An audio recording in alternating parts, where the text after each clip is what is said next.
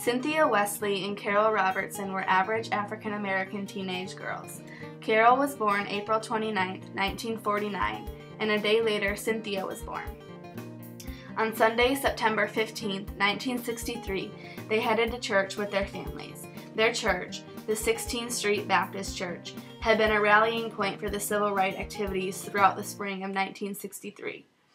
Also, this is where students who were arrested during the 1963 Birmingham Children's Crusade were trained. This church was also used as a meeting place for Martin Luther King.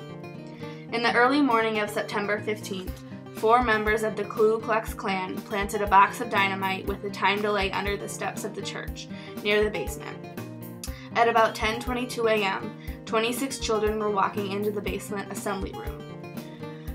4 girls, including Cynthia Wesley and Carol Robertson, both 14, were killed in the attack, and 22 additional people were injured when the bomb went off. They were innocent children, and they were targeted and killed because of what was going on in the church. A 73-year-old Ku Klux man named Robert Chambliss was charged with the first-degree murder, and the jury found him guilty. Chambliss was sent to prison where he died. No one else was tried for the 16th Street bombing. September 15, 1963 was remembered as a day of victory for the Klan. Shortly after the church bombing, white supremacist leader Connie Lynn told a group of Klansmen that those responsible for the bombing deserved medals. Lynn said the young girls who died there weren't children. Children are little people, little human beings, and that means white people. They're just niggers, and if there's 4 less niggers tonight, then I say good for whoever planted the bomb.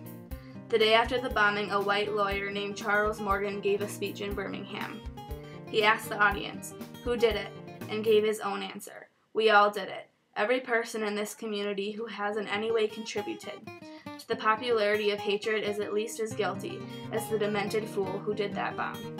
Cynthia Wesley and Carol Robertson lived to see Martin Luther King Jr. establish the Southern Christian Leadership Conference, and the students at Central High in Little Rock, Arkansas fight for their rights. Also, the Student Nonviolent Coordination Committee started in 1963. They watched James Meredith fight for his rights and attend college at the University of Mississippi.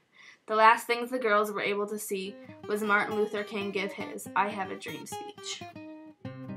Bruce Klunder was a selfless minister living out his faith to the fullest. He was born in 1937 and died April 7, 1964. When Bruce was 18 years old, the Montgomery bus boycott took place. This is when Klunder was introduced to the realities of racism. The bus boycott awakened him to the inequalities between blacks and whites in America. After completing college at Yale, he and his wife Joanne moved to Cleveland, where he took a job with a student Christian union and immediately immersed himself into civil rights issues. He and Joanne took a group of students to the South to expose them to the effects of segregation. Then, they became founding members of the Cleveland chapter of Congress of Racial Equality. In a 1963 sermon, Klunder spoke to his congregation, saying, "Our central affirmation is that through Jesus Christ we are all one with God and one with each other. We must, each in his own way, suffer with and for those who are oppressed by those structures of injustice. We must learn to feel their pain as our own and be willing to bear personally some of the costs of that pain's removal." One of the institutional injustices that blacks suffered all over the country was unequal education. In Cleveland, black schools were so old and overcrowded that students had to attend classes in shifts. White schools were lavish in comparison, with an abundance of teachers and books. After many protests, the school board agreed to build more schools for black children, so white schools would not have to be integrated.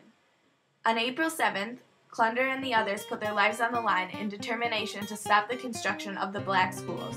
He wanted the schools to be integrated and not to have separate schools. When police began arresting demonstrators, some protesters decided to put their bodies in the way of the construction equipment. Klunder said, "We will not stop short of having the school board revise its plans." 3 protesters threw themselves in front of a bulldozer, but Klunder threw himself behind it. When the operator reversed directions to move away, he ran Klunder over, crushing him to death. After Reverend Bruce Klunder's death, Joanne Klunder said, "I pray that by the time the children grow up, their father's death will have been redeemed, and they will be able to see the effect of what his dying did for the conscience of at least a few people. At least a few." For Bruce Clunder, his work was not just a matter of conscience. His hope was not simply to improve Black lives, but to make his own life an expression of God's love.